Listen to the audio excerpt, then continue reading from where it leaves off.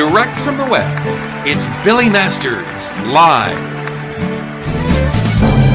And now, please welcome your host, Billy Masters.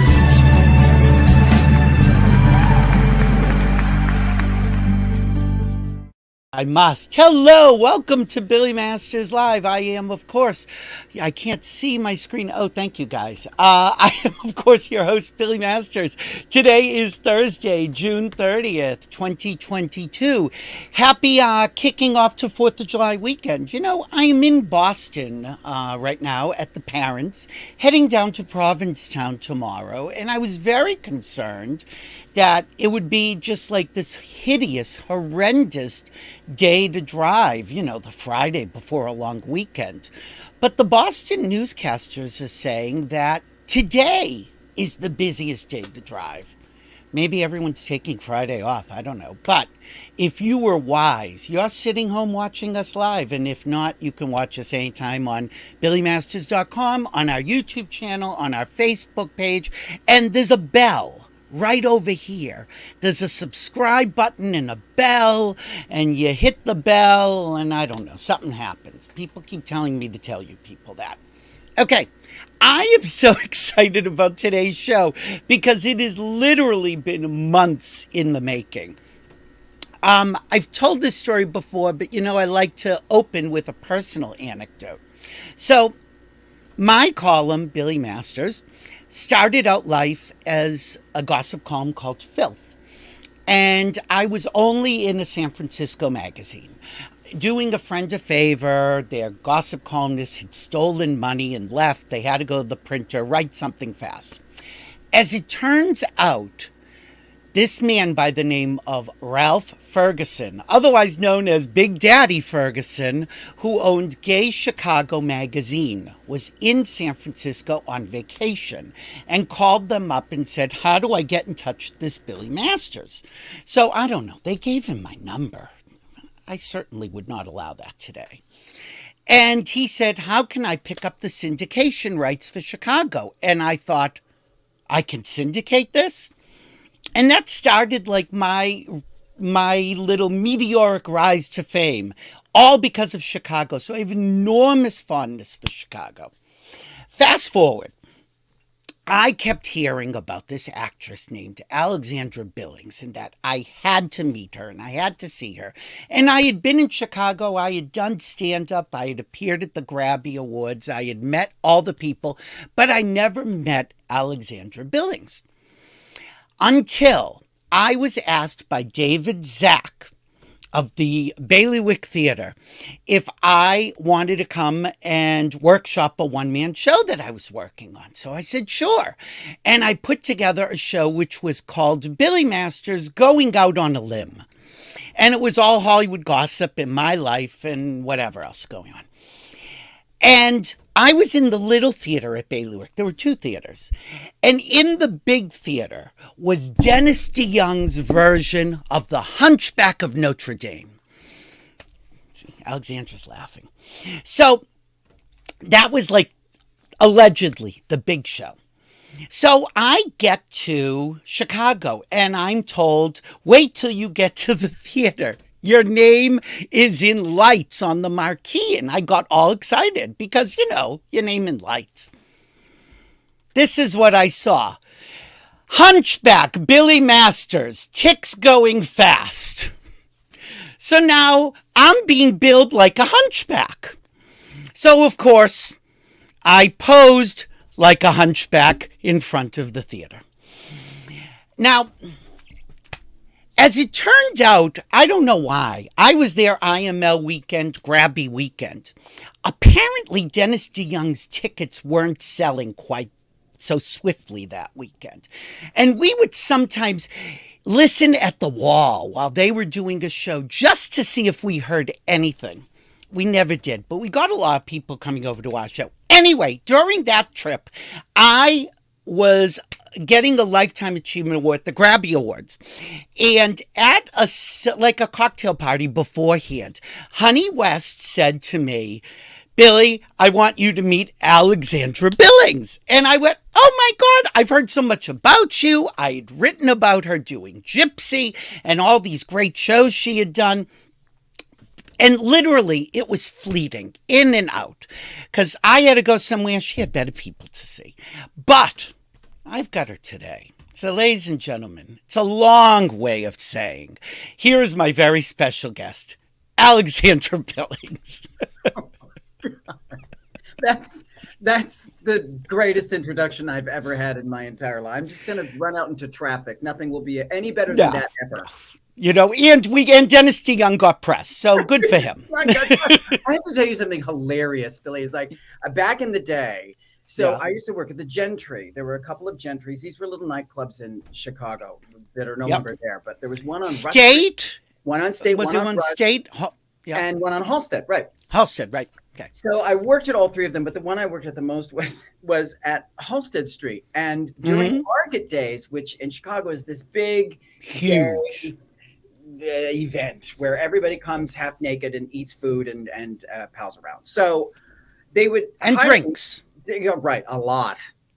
So, they would hire me to come and sing because I could keep the crowd entertained and I could keep them from, stop doing terrible things under the tables. So I would babysit, basically is what I would call it. A babysitting weekend is basically what it was. So one market days, Eric McCool, who's now part of our chosen family, who I've known for 30 years now. Adore him. He's the greatest. He was doing PR for the club, and he was trying his best to publicize me. So he also wanted to draw people into the club.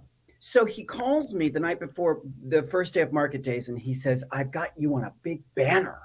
Your name is on a big banner outside Gentry. And I was like, oh, how exciting. And he said, oh, you're going to love it. It's great. Big red letters. And it's just, I can't wait for you to see it. I was very excited. So I schlepped down there like an idiot. I parked my car 4 blocks away because you can't park anyway. I walked down in my sequence, broad day, high noon, in drag and high noon. I looked like Lady Bunny on crack. It was insane.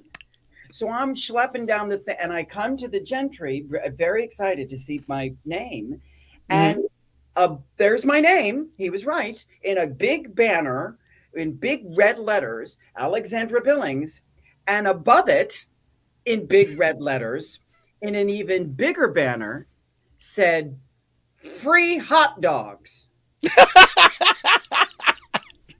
So literally the sign read, free hot dogs and Alexandra Billings. So they were opening for you. That's how I look at it. The hot dogs were my opener. Right. Yeah, everybody in Chicago loves you. And for years and years, I kept hearing about, because I was in there every week. And so local papers local productions that thought I was just a local columnist would send me press releases. And I saw your name constantly. And of course, again, we have a very small gay world. We know all the same people. Charles Busch used to rave about you and said that you were just incredible. Was it Lesbian Vampires of Sodom? Is that what you did? Vampire Lesbians of Sodom. And when we first did, Charles is a part of my soul. When we first did it in Chicago, this was 1980, early 1980s. When we first did it, the Chicago Tribune and the Sun-Times would not print the word lesbians. Really? Nope. It read, I think I have a copy of this somewhere, vampire, and then it said LE asterisk BI $, and smiley face. I mean, it was insane. Like lesbians is the dirty word. Like Sodom was okay. Sodom was fine, but lesbians, we can't have any of that. That's disgusting. Yeah. And was that was like one of your first acting roles, right? It was. I was in a few shows with my dad when I was very small. Oh, we got to talk about him. Yeah, he was a musical director at the LA Civic Light Opera House here in California. And he was also a teacher at Harbor College, which is a community college also here in California, where he taught music theory. And every summer he would be the musical director at these college shows. So I was sort of around, which is so ironic considering one of my many jobs that I do, which is being a college professor. So I was brought up around college musicals and academic life, strangely. But in those few years as a young person, between like, I don't know, 10 and 15, maybe, I was in a couple of things. But my first professional gig was Vampire Lesbians. Yeah. We're gonna be jumping around because I've got so much. Oh, I do have to show people though. You have an amazing book, which is called "This Time for Me," Alexandra Billings, of course, taken from Gypsy, or at least inspired. Yes. And it's a fantastic book. And what I love about it is, it's not like some little crappy memoir vanity project. It's dense. You get really into the nitty gritty, not just what happened to you, but it gives a capsule of what was going on in the world for someone in your shoes, because you really put it in historic context of, you couldn't do this at this time. In Chicago, you couldn't go out in public in drag unless you had 2 items of male clothing on. That's right. They were called decency laws, and some of them are still on the books in some states. That is just so staggering to me. First off, staggering that I didn't even know, because can you tell them your answer when the cops approached you the first time? Yes, I was walking down the street and just walking. I wasn't working. I was just walking, and I was going to the 7-Eleven, and I was dressed in a little white, sun dress with little yellow sunshine shoes on. I looked kind of cute, I thought. And I was, 20 something years old and 2 years into my transition. And this police car was going down the street. It was on the north side of Chicago. And this police car, high noon, again, I'm always walking around. And so and then made a U-turn and came back. And because at that time I was a sex worker, I was sort of used to police doing that. And so I had a spiel ready. But I was literally just going to the 7-Eleven. So I thought, well, it's noon. And it's noon. Who works at noon? Not me. So and he pulled up and got out of the car. Big guy. I seem like a big person. I'm actually a tiny person. I'm only 5'6", so I'm sort of a tiny person. And he was very large. And he came up to me and he grabbed me. He threw me up against the car, turned me around, handcuffed me. And I said, "What is this, the fashion police? What's going on? I think I look fine." And he said, "You can't," shaking his finger at me, "you can't walk around the streets of Chicago dressed like that." And I said, and I honestly didn't know, like you, didn't know what he was talking about. I said, "I don't know what you mean." And he said, "If you walk around dressed like that, you have to have 2 articles of male clothing on at all times." And I turned to him and I said, "What do you mean, like tube socks?" Which is what we all wore as boys. That was tube sock time. That's the only thing I could think of. So if you wore the dress with tube socks, you would have been okay? I guess so. I don't know. He never answered my question. He didn't think that was funny. So my sense of humor a lot of times got me out of a lot of things, but many times just kind of, especially when they're, trying to throw you in jail. They don't find anything funny. I thought my life has been one strange accident after another, and I have always been grateful for everything that's happened. I regret absolutely nothing. But I do have to say there are moments when I thought to myself, that was pretty damn funny. What's the matter with people? What's wrong? Yeah. In your book, you really do look at the absurdity in many of the things. And then, also the harrowing. I mean, you get the depths of despair. And I was curious, when you were going through it, could you see the absurdity and laugh at it? Or is it only on reflection that you go, "Oh, girl"? Irony is never lost on me. So every time something happened, it still happens today. Like I was at the daytime Emmys, which every time I get invited to any kind of big thing, I go, it's a mistake. They mean to call you think you're calling Laverne Cox. I'll give you her number. So I got invited, and we were there standing on the red carpet Chris Ann and I, my spouse, and we're getting our picture taken and being very fancy. And Chris Ann, because she knows how I am with famous people, I turn into Jerry Lewis a lot. I get very nervous, and I just lighten with the thing I just turn. It's bad. So I have a Cheetah Rivera story that's really tacky. But anyway, so you'll get to it. And so we're posing, and Chris Ann turns to me and she goes, "Okay, don't, like ventriloquist lips. Don't look to your left, but Susan Lucci is right over there." And I go, "Oh God, okay, just don't look at her. Just keep smiling." So I said that through my teeth to her. Just keep smiling. Don't say anything. Act natural. So of course, because she's right next to us, she turns and she kind of bumps into us, and she says so graciously and with such kindness, she says, "Oh," like she knows who we are. She's pretending to know who we are. She goes, "Oh, excuse me." And I said, "Darling, you're Susan Lucci. You have no, don't ever, there's no reason for you to ever say excuse me to anything. You can do anything you want."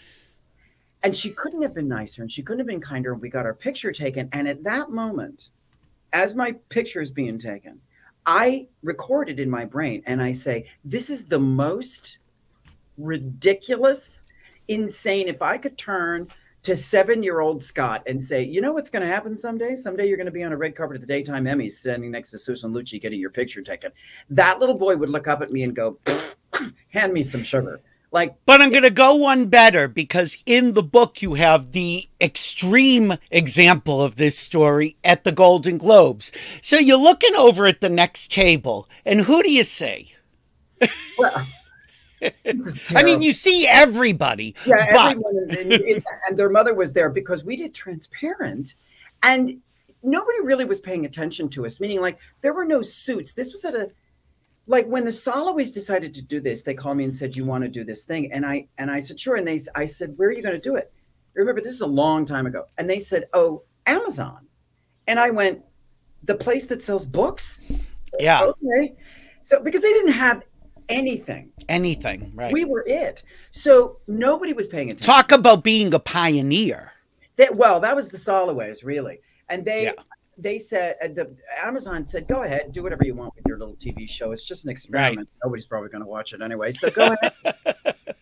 So we did, and we got away with murder. If you watch season 1 of Transparent, I swear to God, I just like, what is people in horse costumes whipping other people in little piggy costumes? It's something. So we get nominated for a Golden Globe, and every single one of us went, like, we all went, us? We can't believe it. So we go to the Golden Globe Awards, we get dressed up. It's the first dress I ever actually bought that I didn't have to give a hand job for. Can I say that to you? So I go in my Carolina Herrera dress, and I'm feeling very fantastic. Well, see, at least you plugged her, so it's yes, that's true. It's true. And I have a glam team. I mean, it was incredible. Limos. The first time this has ever happened to me before. If you look at the pictures of me on the red carpet, I'm literally like this. Because I don't even know what's going on. So I'm sitting there and I look to my left, and there's Viola Davis, Ellen DeGeneres, and Meryl Streep.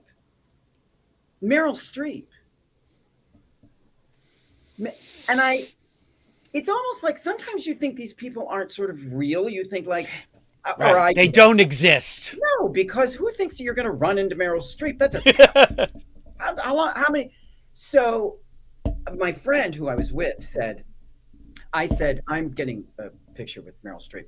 And she said, "Amy Landecker." She said, "Oh, I bet Jeffrey Tambor, who was playing Maura, I bet Jeffrey knows her." And I said, No, I'm going to do this on my own because I'm going to make sure that this happens. Well, at award shows, there's commercials. When the commercials happen, everybody stands up and blah, blah, blahs. So every time a commercial happened, everyone would run to Meryl Streep's table. Everyone. Oh, Jesus. And it was line. And I'm like, okay, next commercial, I'm getting in there. So I have my phone like this during the whole award show waiting to beeline. So the commercial happens, and I run like a linebacker. And it's a slow motion, man. I'm Alec Baldwin, bam, Viola Davis, boom, Ellen DeGeneres. I'm like knocking celebrities dead, left and right, honey, to get to this woman. So I finally get to her. And there's one woman in front of her talking to her, and she's so present with this woman. And I'm like, this is good. Listen, Meryl, we don't have, I don't know when it never TikTok. happens. Exactly. Pay attention to the translate. So she's talking to some woman and they finish and she turns to me and I blurt out as quickly as I can how much I love her and how much she has meant to me. And she says, I love your show. And I go, I was dumbstruck. I said, thank you. She said, when I was little, I didn't know the words to the Star Spangled Banner. I think it was the Star Spangled Banner, or maybe it was, yeah. Okay. And she said, I didn't know the words to the Star Spangled Banner. She said, and I felt really stupid and really dumb in class because I couldn't remember the words and I just couldn't remember them. I was having a hard time in school. And my teacher, I had a substitute teacher, she said. And my substitute teacher took me aside after school for like a week or so, a couple of days, and taught me the words to this anthem so that I wouldn't feel ostracized and shamed. And she said, and that teacher was transgender. Mm. And I'll never forget this story only because she humanized in that moment, not only who I was, but who our community has been for decades. So I took 500 pictures. You know, when you the sun goes, bam, bam, bam, bam, bam, bam, bam. And I literally put this up like this and I turned to her and I said, don't move. It took about 9 minutes. So it was one of the greatest moments, but those are the moments where I check in with myself and I say to myself, Alex, be present, be here, right? Be grateful that this is happening because this is an extraordinary moment in your life. And you, in the realm of possibility, if anyone were to tell you that this might happen, you never would have believed them. So believe them. Right. And does that then propel you to think that the next thing can happen, or do you always start at zero without the expectations that something's going to happen? That's a great question. I used to live in expectation. I don't anymore. I try my best to practice living right here where I am right now and try not to say, I never say everything's going to get better. I never say everything's working out for the best. I also never say everything happens for a reason. I believe everything happens. And if you're present in it, you can find the gift moment by moment by moment. And if you don't find it, as we said earlier, you may find it on reflection when the next thing happens. I think that's right. Yeah. I mean, my dad used to say, it's fine to look back at the past as long as you don't stand there and stare at it. Because, you know, you waste a lot of time. If you're going to look back at the past and say, oh, I probably should do that differently if it happens again, or, oh, wasn't that a great moment? Then I think that serves you in the present. But if you stand there, look at it for a long period of time and think, oh, I really made a mistake, or I should have done if only, right? Exactly. Those things I don't think serve you in the present moment, and they also don't propel you forward because who knows what's going to happen in the next 20 minutes? We don't know. Cheetah Rivera may walk in your studio. What if that happened? Okay, so tell me your cheetah story. Oh, this is a bad story, but I'll tell it anyway. I love bad stories. I didn't put this in the book. There was a bunch of famous people stories I didn't put in the book because they're kind of tacky. So let me welcome to Billy Masters Live. Yeah, Take it. Darling. So I didn't put these stories in the book because they're tacky. So, and let me preface this by saying I literally turn into Jerry Lewis when I meet famous people. That's what happens to me. I get very nervous. And so now I've learned to just shut up. Now I say nothing. But before I would just open my mouth and words would come flying out of my pie hole. So I'm in New York. Everything in New York is this big. Everything. Right. So when you go to the grocery store, there's no passing anybody in these lanes. You got to back up, honey, if someone's coming. So I didn't know that. But this is my first time in New York. I was doing some show, and I'm in New York, and I'm shopping for groceries, which is also an anomaly, which I found out later. But anyway, so I'm shopping. This is before cell phones, before what are the Uber, not Uber. What's the thing that delivers food to you? Postmates and Uber Eats and all that. Yeah. Any of that. You had to go out and forage.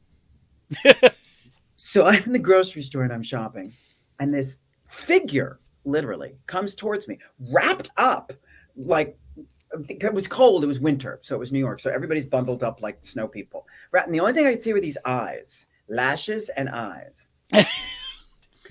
And this human is coming towards me, and coming towards me like in a way, like coming toward, like, and I went, oh, and you can't pass. So, but the mayonnaise was behind the figure, and the mayonnaise is what I wanted, and I didn't want to go all the way around. So I'm like, okay, she is closer to her beginning than I am to my. So we go, she's come, and I start moving towards her. I'm like, okay. And it's on. I'm saying. So she looks at me like this, and I think as a way to get my attention, she dewrapped herself to show me who she was. She does this like the Invisible Man. And boom, hair, eyes, lips, you can't mistake. It's Cheetah freaking Rivera. And I immediately start backing up. I just start doing this slow, like I can't believe what's happening. I'm saying nothing. I'm just backing up like this, just going very slowly and backing up. And she all of a sudden gets very kind and very sweet, and her eyes soften, and she starts moving towards. She's not backing up though, but she's walking towards me like this. And she parks her basket, and I park my basket, and she walks around me to get something on the counter or on the shelf. She grabs the thing on the shelf. She passes by me and she says, hello, and turns and goes to her thing. And I say, ho. I meant to say in my brain, hi. What the word I was trying to say was hi. I was trying to say, but I called her a ho. Ho. Well, it's hi and hello. You kind of contracted them. Well, then I backed up, honey.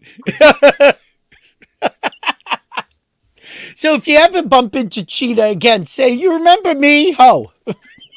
I literally called Cheetah Rivera a ho. My fear is that, I'm going to run into her one day. She won't remember me. I mean, geez. No.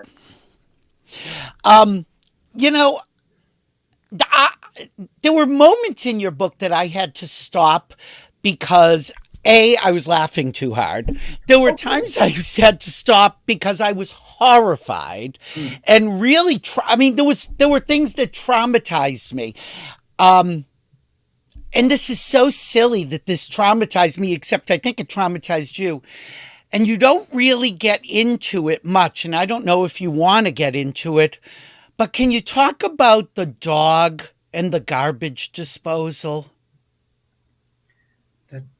Oh my God. Wow, you read this book. Oh, no, because you ended the chapter, and I went, oh my God, what's happening? I know. But let me say this to you. I get asked these questions a lot. So let me say this to you. And this is your birth father, by the way, because I had to keep track which father I was reading about. Too. Yes, I know. Okay. My book, and I have to preface this, my book is written the way my brain works. I live with PTSD. I live with social anxiety, and my brain works in the abstract. So my brain kind of does this. I married someone who's very linear. Thank God. I know. Well, we'd never get anything done. Are you kidding? So she first this happens, first we do this, and then we do this, and then we do. That's who I married. And so as we're doing the plan, I go, oh, great. That's great. Let's do, oh, look, something shiny. And then we go over there for a couple of minutes. But when I sat down to write my book is not written first this happens and then this happens, and then it's not written linearly. Got it. It's written the way I remember memories. I'll be in the middle of a memory in the book, and then I'll go back to 1972, and then I'll come back. It'll trigger something, right? Yeah. So there have been many people who've asked me a lot of questions about things in the book that I don't remember writing. This is not an excuse. I literally don't remember writing it. But did you read it? I've never read it, but I did do the thing. You did do the audio, of course you did. I did the audio book. But I do know what story you're talking about. Yeah, right. Yeah, my father. Let me just say this. I come from a generation of parents who believed that a corporal punishment was part of child rearing. Right. And that's the way they raised us. And it was As wrong. did I. Yeah, well, I'm sure. We're of that generation. Yes, I'm 60 years old. My parents, Okay. if they were on the planet, would be now probably in their 80s. So this is a generation that believe, and it was wrong. I want to go on record as saying that it was wrong. But it was societally accepted. It was societally accepted, but so was that doesn't make it right. No, it does not. So, for me, I look back at those times, and again, I don't look back with regret, but I do look back with mindfulness, and I say to myself, this is exactly the kind of person I don't want to turn into. Mm-hmm. So, I think the kids should read that part for themselves. Okay, that's fine.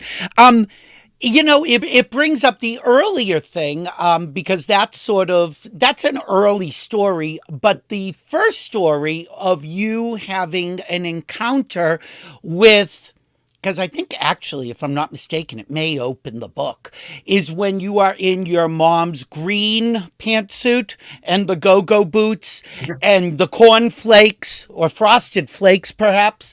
And she comes in and she freaks out and puts the fear of God in you, not obviously for long, but in you in a minute.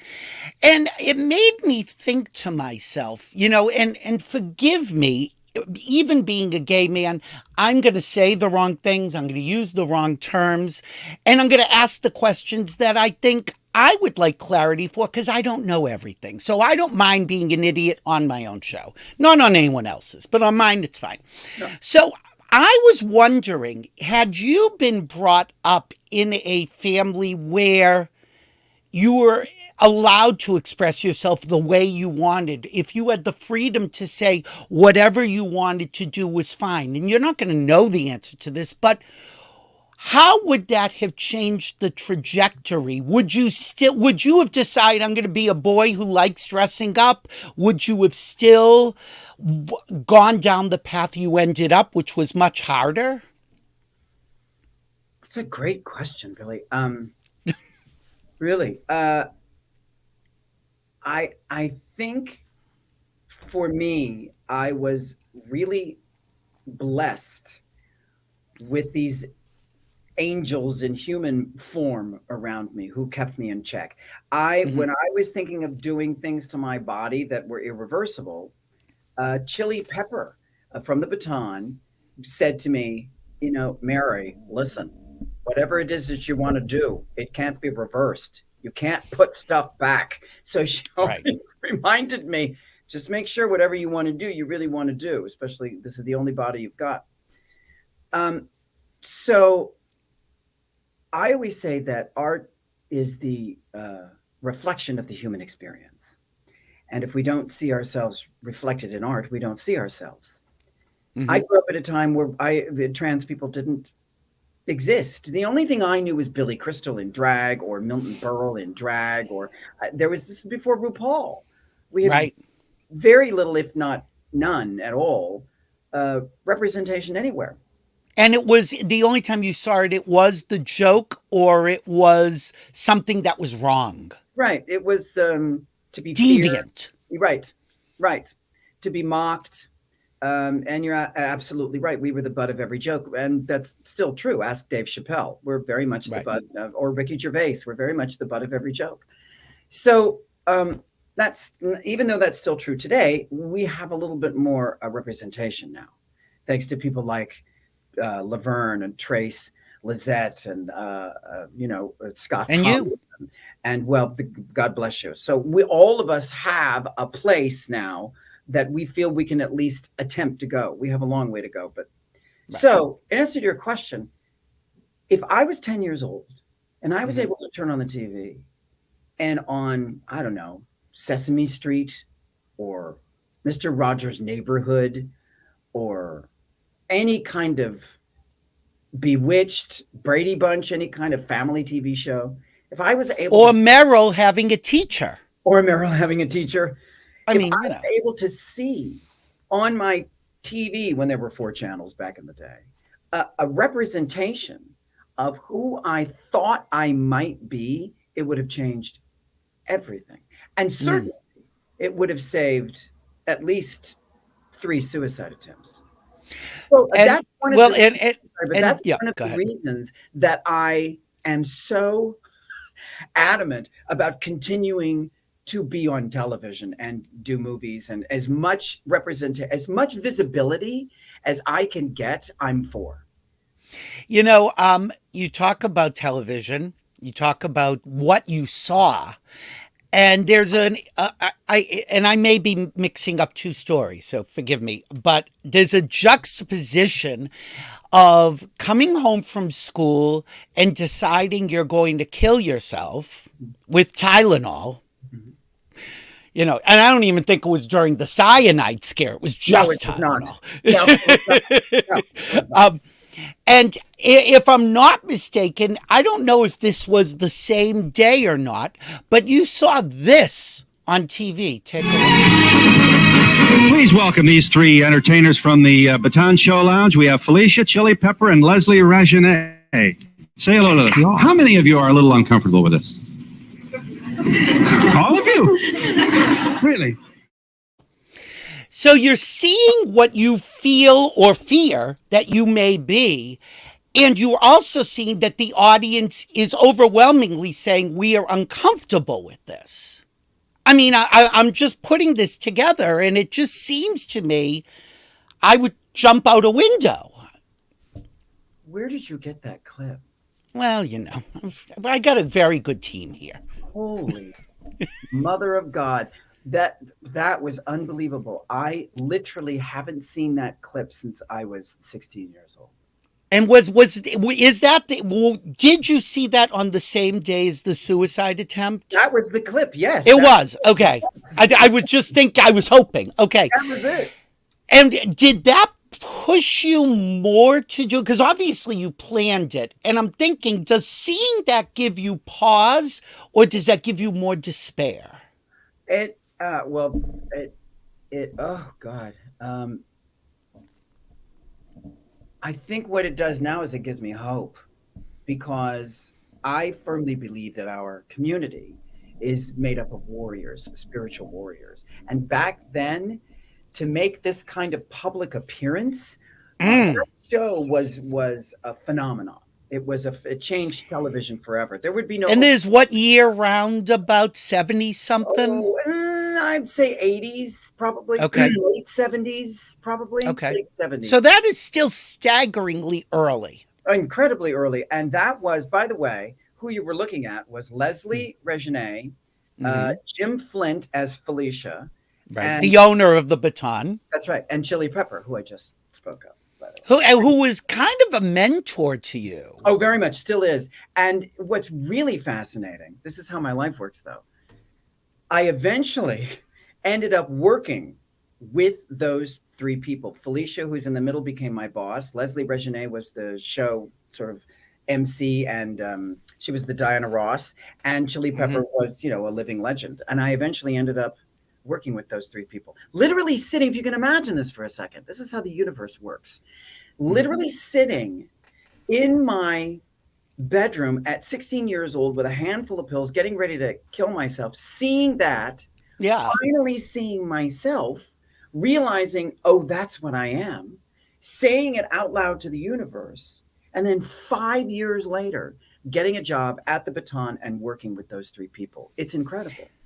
And do you think, had you not got, because I always think to myself, and again, I agree with you, I don't think everything happens for a good reason, but I also think that if you survive the depths of despair, it can lead to enormous clarity and opportunity, because you realize, well, it can't get any worse than that. So fuck it. Yeah, I agree with you. And I think there is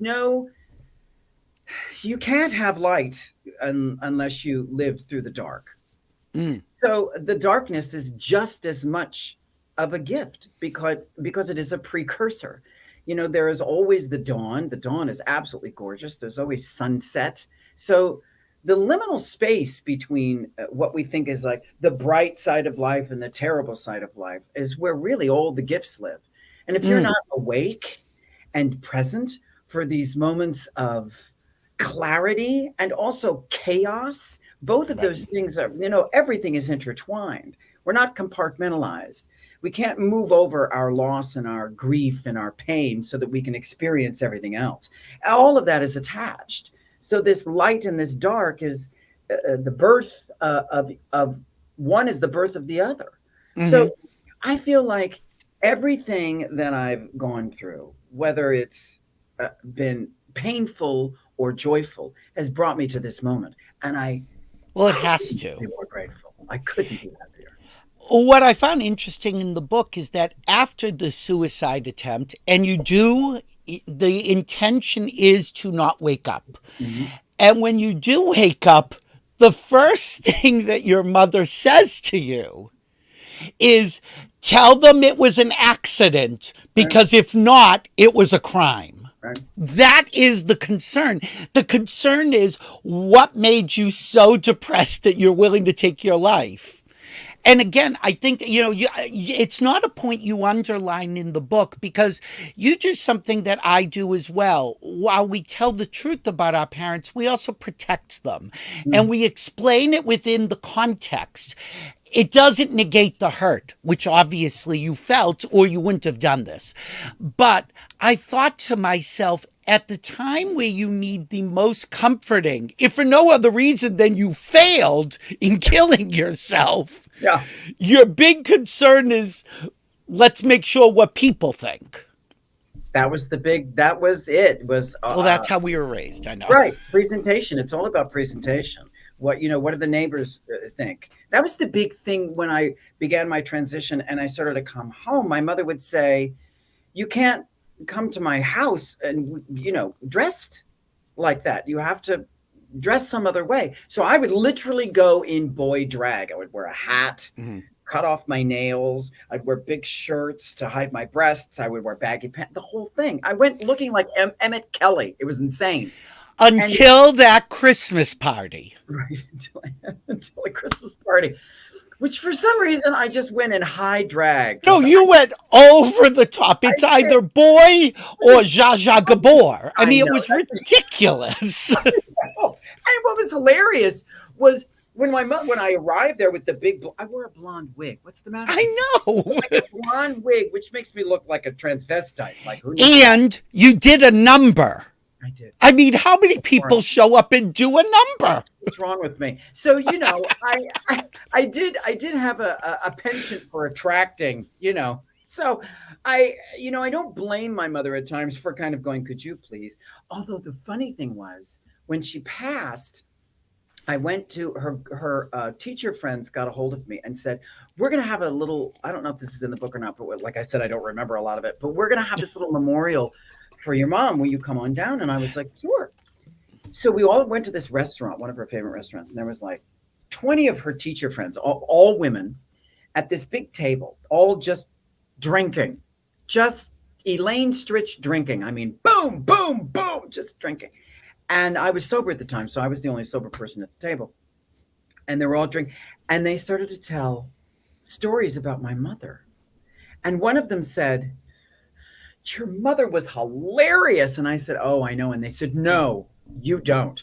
One time we went to the Hyatt. It was a semi-famous place in that was a big deal going to the Hyatt. It was a big deal. We went to the Hyatt for a teachers conference, and they didn't have a suite for your mother.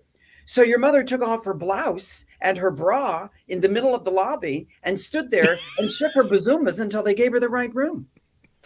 I said, and did they? And yes, they did. And then another time they went to some restaurant and they weren't giving my mother was thought herself to be very fancy. They wouldn't give her the table near the window or something, near the plant, whatever she wanted. And she took off all of her clothes except her girdle. Why she left that on, I don't know. And plunged herself into the fountain in the middle of the restaurant until they gave her the right table. And then another time she was at so you wonder why I am the way I am. So Oh no, I don't wonder. I blame no one but my mother. So once I heard these stories, it was so funny. Once I heard But tell the people about the box. Oh God, boy, you really read my book. So I did. So my mother was a very fastidious woman. I mean, I once found, this is my favorite story. I once found her cleaning in between piano keys, like C, dust, dust, E, dust, dust, E, dust, dust. I was like 16. I walked in, I said, Mother, what are you doing? And she said, well, I'm dusting. And I said, why are you dusting in between the piano keys? And she said, well, what if someone wants to play the piano? There you go. Okay. So I'm glad that makes sense to you. So anyway, she was very fastidious. Everything in our house was she raked the rugs. You remember back in the day? Oh my God, raking rugs. She raked, then after she rakes the rugs, don't put your footprint on the rug. No, the pattern, I know. I'll throw you out the window, honey. So when she passed, Chris Ann and I went through her condo, and everything was, her closet was color coded, as is mine. And now, by the way, my closet is. We all turn into our mothers. It's sad and pathetic. Everything was, and then under this television set of my mother's in her spare room is this box, this old, dirty, rickety brown box. It's like sort of stuff is hanging off it. It just didn't belong. And I thought, well, I don't think this is hers. It can't be. Somebody left this here. So I pull it out and I open it, and in it are clippings from shows I've done from 20 years ago, reviews, pictures of me as Scott, as Shantae, which was my drag name, as Alex, and a videotape back in the day. Remember videotapes? I do. A videotape that said Scott on Phil Donahue, because I actually was on the Phil Donahue show for 5 seconds. So she taped it. And then at the very bottom, this is what got me.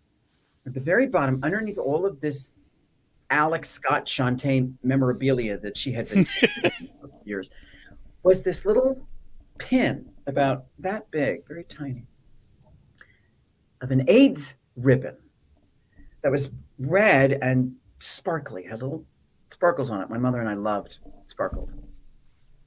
And I held that pin in my hand and I thought, okay, I just pictured for a second, she had to go into a store and buy that pin. She had to say to somebody, I want an AIDS ribbon. She didn't necessarily have to say why, but she knew why. My child has AIDS. And this is back in the day when you had either AIDS or you were HIV positive. That's no longer true anymore. Right. But back in those days to wear, and I don't know if she ever wore it, but I like to think she did. I like to think that occasionally my mother not only manifested an image of me, she manifested an image of wellness. Mm. It was really, and then she took her top off. And then she took her top off. And I have a picture. Going back to that weird thing, one of the women, one of her teacher friends, gave me a picture of my mother, a Kodak, the Instamatic, a Kodak of my mother, topless once again, in bunny ears. Maybe she was a bunny at one point. It is Chicago. I think she was a stripper. Well, you tell a story, and I wrote it down, that can we talk about Halloween when you were a kid? Halloween, 10 years old. And you say, and I'm just going to quote, I wanted to be Dorothy from The Wizard of Oz. My mother forced me to be... Do you remember what your mother made you wear? Well, yeah, it was so dumb. Like she forced me to be a tossed salad.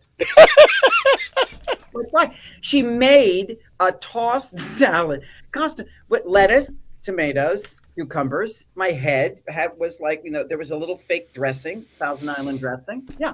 And what'd you do with 2 of the tomatoes? Well, I thought it was very insulting. So when I went out with my friends, we walked around the corner what is wrong with me? We walked around the corner and I took most of it off and just left like a little bit of the leaves strategically placed. And I took 2 of the tomatoes off, pinned them to my breasts, and I went as Gypsy Rose Lee. And you wonder if your mother could have been a stripper. I think she was a stripper. I have one other bit of footage I want to show, and then we'll just talk about it. I know. Sorry, this is a little bit more down memory lane. Oh, God.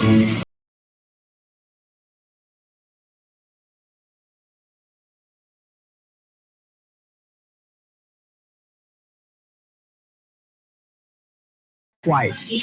At first, it was real hard for them to get used to, my son in women's clothes.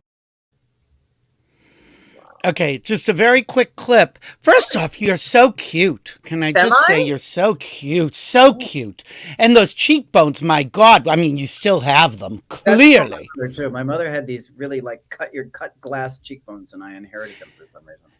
Now, you say in that your parents have seen you twice. Had they? Yes, they did.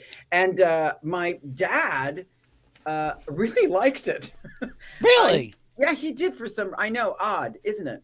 You would think that wouldn't be true, but he really liked it. And because I wasn't telling them that I was transitioning. This was just a job. I was just performing. You were performing. Yes, I was. And your father's going to appreciate that. Right, exactly. I was being a lady, kind of thing. And my mother liked was sparkly, so she liked that. She wasn't crazy about me being in drag, but it was a job. It was a job at the time. So, and bringing it full circle with your dad, it was just such a touching. I mean, there were 2 touching stories about your dad. One is about when you were making the recording, and he was basically coaching you through a song, and it was Being Alive, and it was the last vowel. But could you tell the story when he saw you in Gypsy? So I did Gypsy at the Bailiwick Theater, which you and I have in common. Yeah. And I was playing Rose, and it almost put me in the hospital. I don't know how Patti LuPone did it, but I was playing Rose, and my dad came and saw previews. And he had never seen me before. He had seen me sing in a couple of cabaret shows, but he had never seen me in a show, like a show with costumes and lights and words and all kinds of things. So he saw me in the show, and something shifted. Something happened to him. I'm not really sure what it was. I don't think it was me. I think it was him. Something came together. And a lot of his anger and resentment, I think, lifted. He lifted it, I think. He made a decision to, I think, let go of a lot of stuff. And I think he saw, I'm making a lot of assumptions, but I think he saw how happy I was, that I was truly happy, and that I had found a home. And so he came to one of the previews, and he stayed. At a preview, you haven't opened the show yet officially. So press. The only thing opening means is press comes and they review you. So before that happens, a show goes through what they call previews, and you still are fixing and rehearsing and getting notes after the shows from directors. So that's what had happened. And my father stayed after the show and sat in the theater when the audience had left, and the director, David Zach, and the cast was all huddled, and he was giving notes. So my father, being in the business, knew to, stay out of the way. So he sat way at the back of the theater and tried to be quiet. And David Zach, who was very kind, said, Alex's father is here and saw the show, and I would just like you to meet him all because he's here in the theater and he just wants to hang out. So my father stands up, and my father was a very big man, as well, as sort of stood up, looks at the cast, which is a huge cast, by the way. Gypsy is not a small show. Right. And says these words, it was wonderful, and I loved it, and it was great, and then went on this monologue. Alex has been in show business since 1924, when I was working with John Gielgud, and just went on this big monologue. That was really beautiful. And then afterwards, my father continued on for, 20 minutes probably. And then we got our notes. And my dad and I went back to my condo and talked for hours on the porch. Dead of winter again. It's always winter in Chicago. Back in the days when I smoked and we were out on the porch smoking and talking, and we said everything to each other, everything. I asked him why he left, what he thought of me and my life. And I asked him why he drank so much. And he asked me, he looked at me and he said, I'll never forget this. He asked me a whole bunch of questions that I answered as honestly as I could. And he stopped and he looked at me and he looked me up and down and he said, why? And I remember that was a seminal moment for me because I thought, okay, Alex, you know what he's asking. Be really mindful how you answer this question. Mm-hmm. And I thought, I don't have an answer because I really don't. Right. And I said to him, Dad, I don't know. I really don't know. But I think that explains who I am. If there was an answer, if I could answer you, it would be behavior. What I am would be a costume or a fetish. There would be a reason, there would be an excuse. But I can't answer that question, just like you can't answer that question. Right. Why to him? Right. Doesn't make any sense. So after he gave me notes, by the way, he said, I have a couple of notes for you. So he gave me some notes on my performance, which actually were sort of great. 2 weeks later, he passed away of a massive heart attack.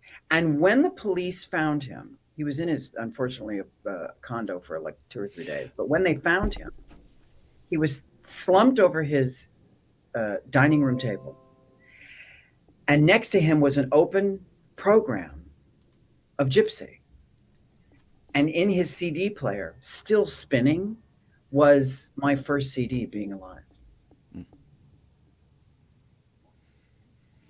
But he also, one more thing I want to add to that is that he looked at you at one point, I think it was in the car on the way back to the condo, and I think you were driving. And he said to you, you're really good. Yeah. And, again, as a performer with parents, and you think to yourself, oh, yeah, what the fuck do they know? Yeah. But when you hear that from a parent, it hits a visceral point in you that we all want to hear that from our parents. And you don't think you need to hear it. But when it happens, if you're lucky enough to have it, which you were and I was as well, it's one of those moments that, like, you just heard something you didn't even know you were waiting for. Because we all want our parents to be proud of us. Yes, absolutely. I would put an addendum to that and say, if I could speak to some parents of LGBTQIA youth, if any of them are listening, that telling your child that what they do is phenomenal is a miraculous gift. And that how they entertain and what they do for a living is appreciated, is a miraculous gift. I would also say the thing I missed even more than that was having my parents say to me, you're really kind and you're really smart. And I love what you have to say. And I think having you on the planet, even if you painted the lines down the center of the street in order to keep order, would be fine with me because I love you like this. That's when I think if parents, especially for queer children, queer youth, because we're being attacked right now in a very visceral way, if they have a safe place to go to where the authority figure in the house sees them with clarity, not just sees what they do, but sees who they are and recognizes that and names it, you then send your child out with a sense of self and power that can conquer anything. And they're not looking for it from outside. They've already got it. That's right. Yeah. And I think a lot of your book, which again, there it is again, this time for me. You're looking so often, whether it is in with sexual partners, whether it is from an audience, whether it's in your own work, you're looking for that validation that, maybe you wouldn't have been quite as hungry for had you had parents that had the tools to say that. Yeah. Who knows? Yeah. And I think you're right. I think it's not always saying what you did was great, but that you're great. And it's very simple. Yeah. Because I don't think, again, who says that? I mean, and if you have a parent that's constantly saying you're great, yeah, I'm great, it can be too much the other way. I want to ask you, and you're not an expert on all things trans, but you probably know more than me. I remember when we were kids, like you mentioned soap, that, Billy Crystal wanted to be, actually, we never really thought that he wanted to become a woman. He was going to become a woman to keep the boyfriend. Mm-hmm. But we had people who were straight men who just liked dressing as women. We had people who dressed as women to perform. We had people who wanted to be women. And they've all kind of been lumped into this trans umbrella, just like the gay umbrella is somehow supposed to apply to everybody. And someone asked me recently, they said, is everybody in a dress trans? Aren't there people who are just drag queens, or people who are performers, or people who like being a woman but like being a man? Are they all under the same umbrella as far as you're concerned? Well, that's a really good question. And I think the answer is found in the individual. We're living at a time right now where there are so many containers you can jump in and out of, and sometimes change daily. And I think it's great. There's a lot of people in our community that it's bothersome for, but I think that probably has more to do with them than anything else. So it really, that's another issue. Sure. Yeah, it's a whole other issue, which has been true our whole lives. As you and I both know, there's always been animosity in our community and infighting. That will always be and self-hatred. Absolutely. We come from a community of great shame. We come from a community of revolution. But that revolution is born out of, we're done being shameful. So we understand shame at a very visceral level. So my answer to that is ask the person in front of you. Ask them how they identify, and they will tell you in no uncertain terms. So I don't think there is a hard and fast rule anymore. There used to be. But for our community or any of our communities, I love this word queer. I don't know about you, but I love it. It was such a... That's a good umbrella word. I think so too. It was really triggering for a long time, especially for our generation. And well, because it was a pointed barb. Yes. It was used for attack. Yes, that's right. And now we've sort of embraced it. And I sort of love that. I call myself a trans woman. I married a cis woman, so I am not her, nor do I want to be her. So I don't consider myself a cis woman, but I do consider myself a kind of woman. There are trans women, there are cis women, there are all kinds of women. So, are you also still kind of a man, at least in your brain? Because you were, so you must think like a man on some level. I think that's a great question. I think I am able to think in the masculine because I was taught that for 19 years of my life.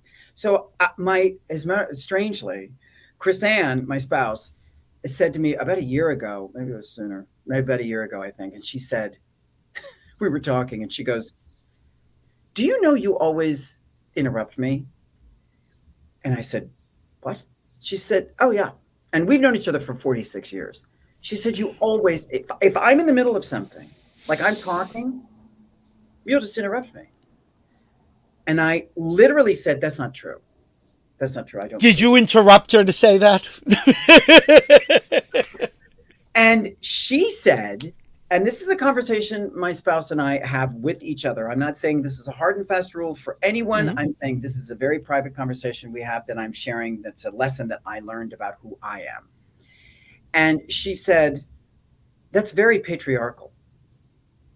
Wow. Yeah. And I said, is it? And she said, oh yeah. She goes, it happens with other women, of course. She said, yes, but mostly it happens when I, meaning her, if I'm in a group of men, if the women are talking, the men go, anyway, so I think that's right. Now, here's what and then they'll just go on.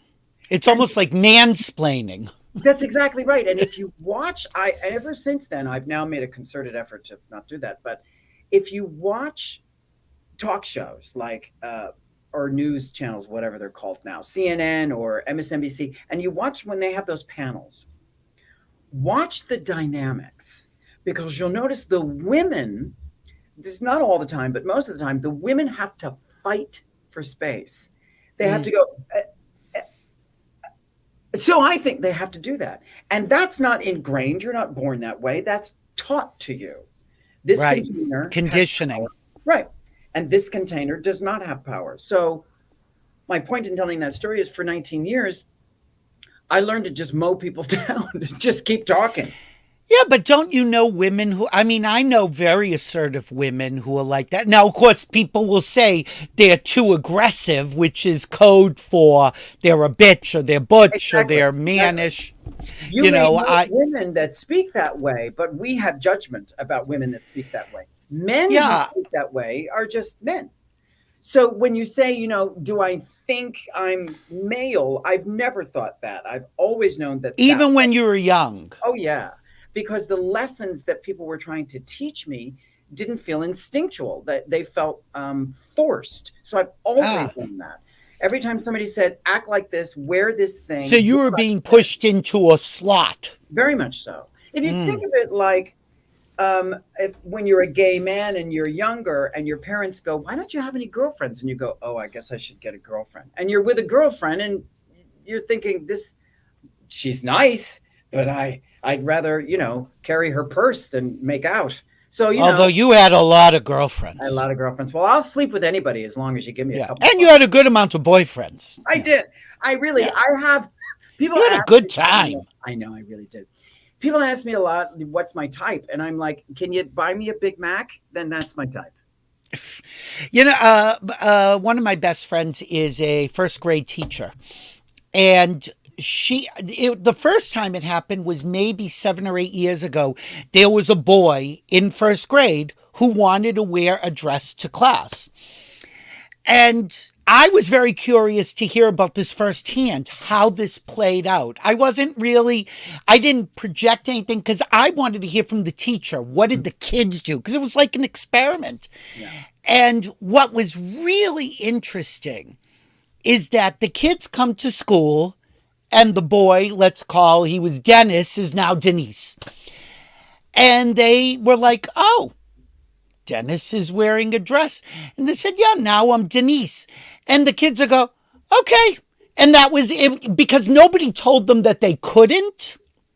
So all of a sudden that was okay. What wasn't okay was the parents were very concerned which bathroom Denise was going to use. Like this 5-year-old kid is even thinking sexually. But now they have put this shame on all the kids. And what they ended up doing was the kid used the faculty bathroom because it was a single stall. And that was fine, I guess. And as time went on, now the kid is in high school. Still, Denise, still wearing a dress, but dating girls, does not identify as who knows, but hasn't expressed that he wants to get gender reassignment surgery. He's a guy who wants to wear a dress and thinks of himself as a girl, but he's happy, I guess, with his penis. Who knows? I'm not so happy with mine sometimes, so it's fine. I get it. But I was just so interested to hear that I would, more than the boy, I'd be interested in talking to his classmates from 10 years ago and say, have you continued to grow up thinking it's no big deal, or has society conditioned you that it is a big deal? Well, I think, first of all, we want to be very specific about the language we use about this human, and that is to get the language from this human being, meaning, do they use he, him pronouns, or do they use she, her pronouns? Oh, Do that's they true. use Denise as a name all the time, or do they not? You know, these are questions that we specifically, before we make any kind of judgments, we specifically ask the human being, how do you identify? What pronouns do you use? Things like that. Does a 5-year-old have that language ability? Well, oh, absolutely. If you ask, do? I can't tell you how many young people, and I mean young enough to be my grandchildren, know exactly what kind of pronouns to use. They know exactly who they are. They know exactly what makes them happy. They know exactly what brings them joy. It's the problem is nobody's asking. Everyone's making decisions for them, right? All these grown-ups who are triggered by these by the idea of gender are putting their ideology on an entire generation that literally is turning to them and saying, we don't care. And also putting in point. I just wanted to interrupt for a second before we get away from the gender issue. Is I also think adults mix gender and sex so often when kids aren't thinking that way, and they put these sexual ideas on these kids that are 5 and 6, and it's like, don't put their issues on these kids, right? That's right. Anyway, continue. I'm glad you brought that up. Because it ties into the idea that this child had to have a special bathroom to go to, right? Like this idea that we have to put this human being in the faculty bathroom because there's a bunch of adults that are afraid of whatever it is that they're afraid of, reminds me of separate water fountains or separate seats at a restaurant. It's ridiculous. But you mentioned it in your book that the first thing you would hear from people is, what bathroom do you use? That's right. And that's still true today. And that's for 30 years. I mean, 40 years.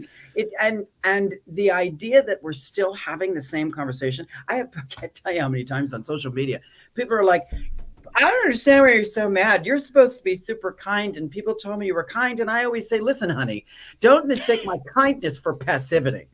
I'm not a passive mofo. So I have had this conversation about your triggers for decades, and I'm done, my friend. I am not your mother. I am not your teacher. I am not your child. My job on the planet isn't to continuously explain and defend my existence.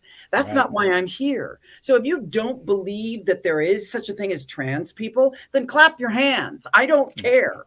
Like my solution to your life is not the reason I'm on the planet. So you got to figure that out. Or do you need their approval? Well, it's not even about approval. These people want an explanation. They continually challenge the trans community to say, okay, we don't believe you exist and we're going to take your rights away. So come on and tell us why we should. No. No, I live in a country where there's actually a document. I don't know if you've read it, but there's actually a document that says I am a free agent and a protected class of people because I'm in this country. So you want to take it up with somebody, take it up with the people who wrote that document. That's not me. Do you think most people care, or do you think it's the strident people are a minority? I think that's great. I think it's the strident people. Also, the problem is the most radical humans in our country always, this is true throughout history, have had the loudest voice. They have the biggest platform. And once the Trump phenomena happened, I mean, we can go back to the Tea Party, but once the Trump phenomena happened, that platform became outrageously big in a way that was mind-boggling. And emboldened. Oh, yes. Well, and they're winning. Make no mistake that, the do-nothing Democrats, which is who they are sitting around going, isn't this terrible? Isn't this awful? I'm so sorry. Oh, my goodness. And doing absolutely nothing, which is usual. So we're the pendulum is swinging. We're in a very conservative time of life. It's going to swing back. But right now the pendulum is swinging. So all the marginalized people of color, women, LGBTQIA people, anyone who is not a white cis male in this country is in trouble. And if you don't think you're in trouble, you're asleep. So what we need to do is come together, because we can't rely on the politicians. We can't rely on any of them. We have to come together. And we can do this a couple of ways: through community and through social media. Social media is a great, valuable, yeah. Oh my gosh, we can reach the globe through this space machine. So everybody has a platform. They just have to use it. That's right. That's right. You've talked a lot about trans visibility, and particularly in entertainment, because you're an entertainer. So, of course, that's what you know. And I know you're fabulous. And I love that again, Wicked, not a trans role, although you said something that you always play roles as if they are trans. My trans family is they hate this conversation when I know, but... Well, that's because they are. And listen, I am an acting teacher. I've been an acting teacher for over 3 decades. This is what I teach. I'm not saying it's right. What I'm saying is this is my philosophy. Your technique. It's impossible. When I played Mama Rose was trans. It was just never talked about in the script, which is totally fine. You can't, in order for me to play a cis person, a character is not something you turn into. Nobody becomes another person. That's psychotic. It does. If you think you're a different person because of words on paper, you need medication. So I have to bring who and what I am into the imaginary circumstances and help tell the story as best I can. And who and what I am is a trans person. That's it. That never changes. My heart space, my molecular structure, my skeleton, what I've learned, what I carry in with me into the artistic space is a trans experience. So every single pretend person on every single page that's not a real person is seen through my lens of trans experience. Now, that doesn't mean that it's talked about in the script. That's fine. Right. Sometimes but you're not suppressing yourself. It wouldn't make any sense for me to do that. If I do that, then I'm acting, and nobody wants to see that. Right. So even if you're playing, as you were in Hamlet, as Hamlet's mother either was trans or in her psyche somewhere was trans. That's exactly right. And okay. Again, it's not, and every trans person, that's because I get a lot of pushback on this. I know you do. I've read a lot of it. Every trans person that's an artist, your process is your process. Right. I am not saying believe what I believe. What I'm saying is this is how I work. This is how I manifest. This is how I move through my art. Talk yourself into whatever you want to talk yourself into. I know what's... But presumably you don't have to have killed somebody to play a serial killer. That's the argument. That's completely different. This is the other side of the argument. I know, because I read this a lot. Yeah. Oh my God. So people say, well, in order for me to play a drug addict, I have to be a drug addict. No, you weren't born a drug addict. Being addicted to drugs is behavior. Being an alcoholic is behavior. Being a serial killer is behavior. Being African-American, being cis, being trans, those are all things you're born with. These are not attributes. This is actually part of the political conversation. I am trans. I don't behave trans. So those are two different things. Right. So again, it's kind of like we were talking about sex versus biology. That's right. You know, again, they seem similar, but they are completely separate.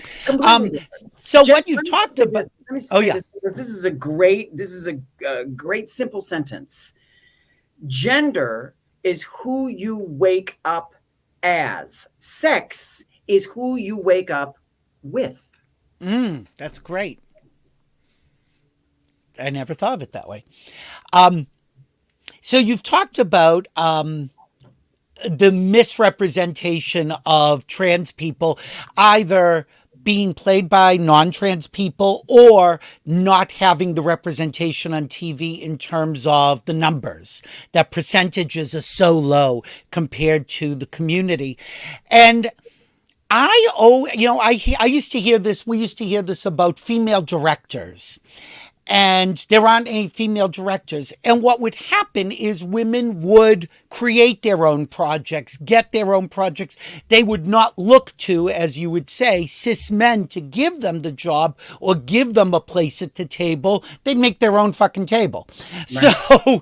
So do you think because now entertainment has become so self-motivated that we're going to see more of these projects coming from the community itself? Oh, I hope so. Boy, I hope so. Who knows? Hollywood is changing so fast, so rapidly. There are millions of streaming channels and shows, and, social media now is starting to produce content. TikTok. Oh, yeah. And, all kinds of things. So, well, you're on TikTok like crazy. Love the TikTok. I know you do. I love that. You're doing monologues and scenes. Well, I know. I'm out of my mind. Well, it's the thing I've been doing since I was 7. And then I found there's an app and people watch it. I was like, that's for me. So Especially the Golden Girls. Oh, I love those. I love doing the Golden Girls. So, and I love doing duets with other people too. That always makes me happy. So I think that there are more opportunities, but unfortunately, as I found out in my recent Broadway run, the white cis patriarchy is alive and well in entertainment, and they have a stranglehold still on content. So in order for marginalized people, especially LGBTQIA people, because we still have, and trans people, we have zero representation. Now the Pose is off the air. We have like 5 or 6 of us, maybe a dozen of us that are working, but there is not one single trans-led, meaning a trans that revolves around a trans story that stars trans people. Not one single show. It doesn't exist. Yeah, I always wonder about that because the argument used to be if it sells, it would be out there. If Hitler could get a 25 share, he'd have a sitcom. And I don't know, but of course he was a cis male, so there you go. Even Hitler was above you. Exactly. Even Hitler could get a TV show. That'll be the title of my new book. Even Hitler could get a TV show. Yeah, we'll collaborate. It's fine. I'll take a point. 1 point. That's it. But so do you really think that, the things like Transparent, you have such a complicated relationship with Jeffrey Tambor. And what I thought was beautiful, you said in the book, you've said it in interviews, is you can love him and admire, or not even admire, appreciate what you had and what he's done and his talent or whatever, and still deplore aspects of his life or his behavior in certain stances. You're able to have 2 thoughts at the same time. Mm-hmm. Absolutely. I mean, that's true of people in my life. I love them with all my heart, and I really hate their behavior. So, the difference is Jeffrey was somebody I worked with, and he wasn't in my family. So I can't continually call him up and go, listen, you need to come clean, and you need to talk about what you did, and you need to make amends, and you need to take ownership. I can't do that. I don't have that kind of relationship with him. So yeah, but you beat yourself up about it, which was so hard to read because you really sounded like you took on the burden that you did not act. Not that it was your place to act, but you could have. I think that was the thing that you put on yourself. Yes, I could have. And I don't look at my life with regret, but there are moments in my life now that I look at and I say, okay, remember this and don't behave this way ever again. And I didn't. And I have been in professional situations since that time that have been abhorrent, where I've seen actors treated in a way that was just mind-boggling to me. I can't even explain to you some of the stuff that I've witnessed, and I didn't keep quiet. And there are still stories that are in here that I haven't made public that I of course going to, absolutely. But I didn't stand by and do nothing this time. This time I went to the people in charge and I said, you're not going to behave like this anymore. I'm either going to leave or I'm going to make sure that you don't do this to anyone ever again. So hopefully what that time did in Transparent was at least give me license to be mindful of my own behavior. And like you also said, is having him as the lead of that show got it actually off the ground, which was, and the fact that he was willing to do it was something as well, that was an amazing opportunity for the entire cast and creative. So, again, nothing is ever one-sided, but let's end on a bit of light that we both have shared in our lives, and that is, of course, the incredible Judith Light. Oh, and I have known her for years, and she's one of the most genuine people that when you see her, the eyes are so alive and they communicate so much, even if she doesn't say anything. But you got to work with her, and and even more important, you got to work because of her. Mm-hmm. Can you tell that story? Well, there's two really, but. Well, oh God, well, there's a whole chapter dedicated to Judith Light in my book, because she's so important to my life. There was a show, Richard Bean, who's a writer who wrote a play called Two Governors. That was a big hit. Tony winner, sure. Tony winner, very funny. Wrote another play called The Nap, which was about a pool hustler, basically, and his family, and his wacky family. And he wrote a role for a one-armed English middle-aged trans woman who was sort of a mob boss. Why he wrote that role, we still have no idea, but he wrote that role in his play. It was very central to the play, and they had to be funny, and they had to be of all kinds of things. So they were sitting around Manhattan Theater Company, which is who produced the play, and they were all sitting around. And Judith, as we all know, is everywhere, and also a very big supporter of theater and of MTC, and has been with MTC for many years. And she happened to be in that room at that meeting. And they were all saying, where are we going to find a middle-aged trans woman who does comedy? Where are we going to find this? And Judith goes, I know somebody. And everybody went, what? You do? She goes, yeah, weirdly, I do. And she suggested me, and I got the role, and that was my first Broadway show. And that that's just so incredible. I mean, first, the generosity of spirit, which we know she has, but also just even at the point that, an actor, because she also, I got the phone number right here. Here's the number. Your caller. I mean, it's extra. There's something interesting. So you don't have to not really have one arm to play a one-armed person. You don't have to have just saying. You're absolutely correct. There's range. That's true. Let me just say that they lost that one arm in an accident. So all right. So you weren't born that way. Exactly. I wasn't born that way. So here's the thing that I want to say about Judith Light, because I just want to say this really quickly, if I can. Yeah, of course. This will tell you exactly who she is. So I'm at a hotel. We were doing some press thing. And I had already been working with Judith for a couple of years. So we had been friends by then. And I'm sitting in my hotel room. I have my little space machine like I do now, and I'm watching YouTube, which I love. I'm all over YouTube. And I do this a lot, just like go down the YouTube rabbit hole. And all of a sudden, out of nowhere, which happens to me a lot because I watch a lot of sparkly award shows, is this award show. And this man comes out, and you can tell it's like 1980s, mid-80s, late 80s. Big bow tie, big shoulders, the whole thing. Big porn stash, the whole bit. And he comes out and he goes, hello, my name is Dick a face hole or whatever his name is. And hi, welcome to the blah blah awards. And today we're here to award a very special advocate for blah blah blah. And he's going on and on and on about this person. And I'm thinking, oh my God, this is going to be great. It's going to be like Elizabeth Taylor or somebody fabulous. This is like a tribute, which I love. 5 minutes he goes on this introduction of this person and their contributions to society and to theater and to television and to film. And I'm like, I'm so excited. And from the left, the porn stash guy goes, ladies and gentlemen, Judith Light.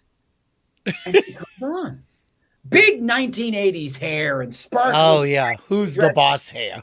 Fabulous. Like everything you want Judith Light to be. And she, big, huge AIDS ribbon. Huge. And she begins a speech. I think you could, I don't remember how I found it. I wish I could find it again. About the HIV community. I've never heard the like. She talks about us as if, because at that point we were dying. We were dying. Sure. There was only AZT. So that was it. You got this thing, you died. And you died when I wrapped up my best friend in a sheet and dropped her dead body off at the Cook County Hospital because there was no way we could put her in the ground. Funeral homes wouldn't take us. People like Judith Light were saving our lives because she was not only famous, world famous, she was on a hit TV show seen all over the world. Constantly. On a real network. Right, brought into living rooms like a friend. So she was Right. able to talk to mid-America in a way that they had never been spoken to before. She gave a speech that lasted almost 20 minutes about who we were, the truth of the virus, how you contracted it and how you couldn't, and that everyone is an advocate. Mm.